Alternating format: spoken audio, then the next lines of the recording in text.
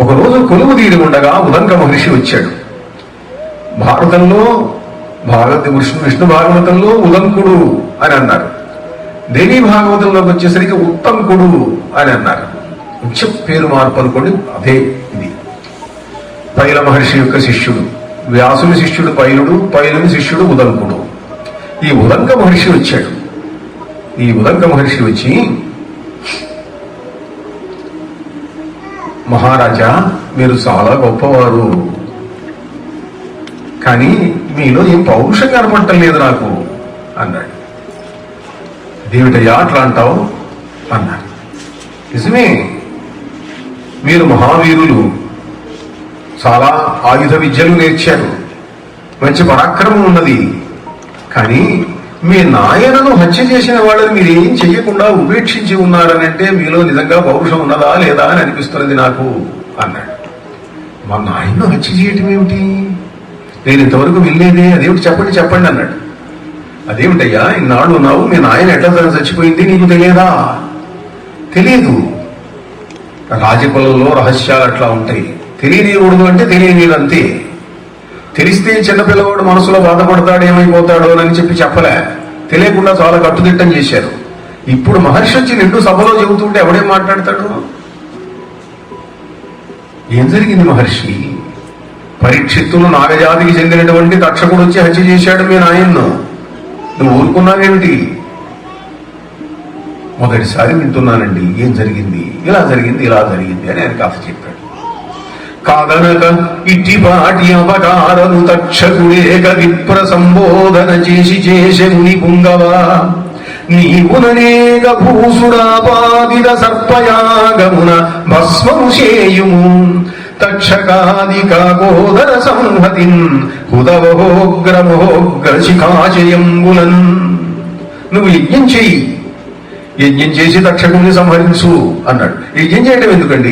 నాకు సైన్యం ఉన్నది, నేను పరాక్రమవంతుడిని, నేను పోయి యుద్ధం చేస్తాను నాగజాతి మీద, తక్షకుడే నరుకుతాను, చంపుతాను అన్నాడు. వాడు నీకు దొరకడయ్యా, వాడు మోసగాడు.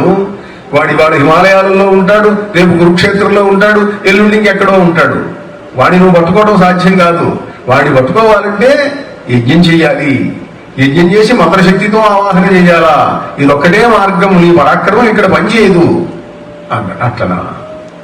ప్రహ్లదుడైన ఒక్క కులపాంసను చేసిన చేత తత్కులం వెల్లను దూషితంబగుట ఏమి అపూర్వము కావునన్మయీ వల్లభ, తక్షకాధమునే పంబున సర్పమునెల్ల అగ్నిలో త్రెళ్ళగ సర్పయాగమది దియుత చేయుము విప్రసన్నిధిన్ అని సర్పయాగము చెయ్యాలి అనేటువంటి బుద్ధిని పుట్టించాడు. సర్పయాగం చెయ్యాలి.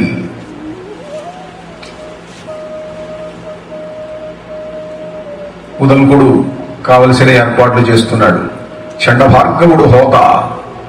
ఆనాడు ఉన్నటువంటి మహర్షులందరూ కూడా యజ్ఞానికి వచ్చారు. సర్పయాగం జరిగింది. ఆ సర్పయాగంలో వేల లక్షల సర్పముల ఆహుతేని. ఎక్కడెక్కడ నుండో మంత్రశక్తి వల్ల ఆకర్షించబడి వచ్చి పడ్డారు ఆ గిరికొండల్లో. అతి వేగాకుల చితులై పడిరి ఉదాత్తాశీ విషాగ్నుల్ శితాశిత పీతారుణ వర్ణదేవులు నవాసృగ్రక్త నేత్రుల్ మహోన్నతులు ఏకత్రిక పంచ సప్త నవనామస్తకుల్ పల్వురుద్ధత నాగేంద్రులు బ్రహ్మదండహతిరార్తద్వారులై ముంగిటన్. ఆ చండభార్గవుడు బ్రహ్మదండం ఎత్తుకొని ఆకర్షయ అని అంటుంటే ఎక్కడెక్కడి నుండో ఆకర్షించబడుస్తున్నాయి మహాసర్పాలన్నీ కూడా.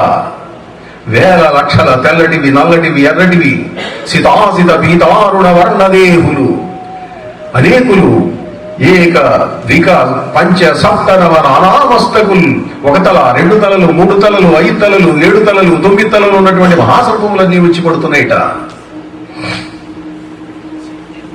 కాసేపటికి యజ్ఞం జరుగుతున్నది, కొన్ని రోజులు జరుగుతున్నది.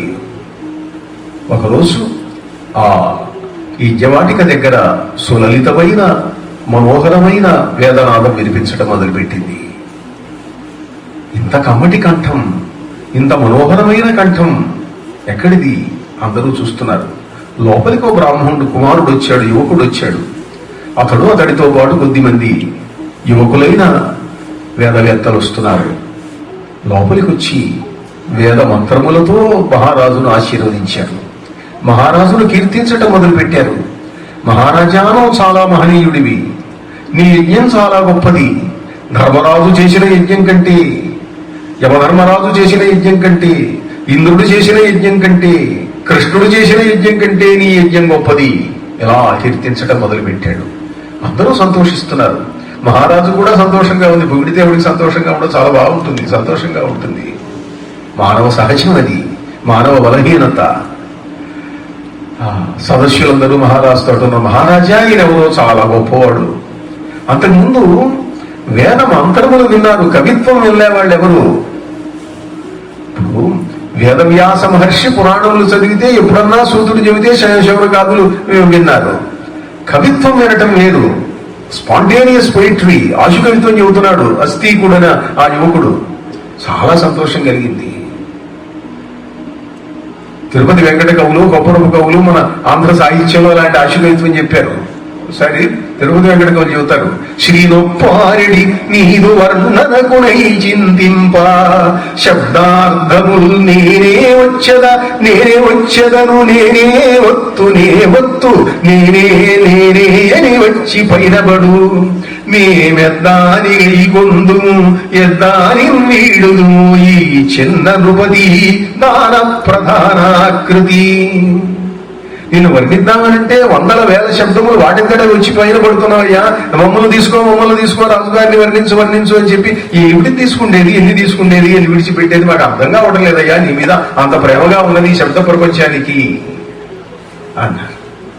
అంటే వెంకట శాస్త్రి గారిని ఒకసారి ఎవరు అడిగారు, ఏమండి మీరు చిన్న జమీందారును కూడా పట్టుకొని మహాచక్రవర్తి అని, మహాదాత అని, కరుణి మించిన వాడు, సిపి తలదీసిన వాడు, అట్టాంటి వాడు ఇట్టాంటి వాడు అని పొగుడుతున్నారు. ఇందులో సత్యం ఏముందండి? మరి అన్యాయంగా ఉంది మీ పొగడతలు. ఇప్పుడు ఎట్లా ఉంటుందంటే ఏదో చెరకలూరిపేట జమీందారును పట్టుకొని చతుస్సముద్ర రుద్రిత వేలావలయిత మహామండలాధీశ్వర బహుపరాక్ అంటే ఏమిటండి ఇది అని అంటే, లేదయ్యా దాంట్లో రహస్యం ఉన్నది అన్నారు ఆయన. ఎంత రహస్యం అంటే, మహాదాత కానివాడిని నువ్వు దాతవు అని 10 మంది ముందు అన్నావు అనుకోండి, ఏమిటో ఇంత పెద్దగా పోగుతున్నాడు, కొంచెమన్నా ఖర్చు పెట్టకపోతే బాగుండదని ఖర్చు పెట్టడం మొదలు పెడతారు వదిలించేవాడు. కనుక వాళ్ళలో దాన గుణాన్ని పుట్టించడానికి, వాళ్ళలో మంచితనాన్ని పెంపొందించడానికి ఈ పని చేస్తుంటారయ్యా. నరులలోని దివ్యాంశను గురుదించుట నా కార్యము, పరికించిన వెలుగును ప్రబలించుట నా ధర్మము. ఏ వ్యక్తికైనా అది ప్రధానం. ప్రతి మానవుడిలో దివ్యాంశం ఉన్నది, దాన్ని మేలుకొల్పాలే. మీలో ఉన్న దివ్యాంశను మేలుకొల్పితే మీలో ఎందరు యోగినులైతారో, ఎందరు తపస్సంపన్నులైతారో, ఎందరు ధ్యానసిద్ధులైతారో, ఆ లోపల ఉన్నటువంటి ఆ వెలుగును కాస్త నిద్రలో నుంచి జాగృతమయ్యేటట్టుగా చూడాలి. నరులలోని దివ్యాంశను గురుదించుట నా కార్యం, పరిగించిన ఆ వెలుగును ప్రబలించుట నా ధర్మము. విద్యాధర గాంధర్వ ప్రేయక్కడ లేకుండిన నరుడు నరేంద్రుడు కాడని నా మనసున సిద్ధాంతము. అలా ఈ అస్థీకుడు ఎప్పుడైతే స్తోత్రం చేస్తున్నాడో అందరికీ సంతోషం కలిగింది. మహారాజా చాలా బాగా చెబుతున్నాడు, ఇతడికి ఏదన్నా మీరు ఇవ్వాలి, ఏమి కోరితే అది ఇవ్వాలా అన్నారు. రాజుగారు కూడా పొంగిపోతున్నాడు. అస్థీక మహర్షి మీరేం కావాలి అడగండి, మీకేం కావాలంటే అది ఇస్తాను. మహారాజా అన్న మాట తప్పరు కదా, అన్నమాట తప్పటం మా వంశంలో లేదు. అవును, మీ వంశం ధర్మరాజు వంశం, అర్జునుడి వంశం, మీరు మాట తప్పరు అనేటప్పటికీ నీకేం కావాలి కోరుకో, ఈ యజ్ఞం ఆపించండి.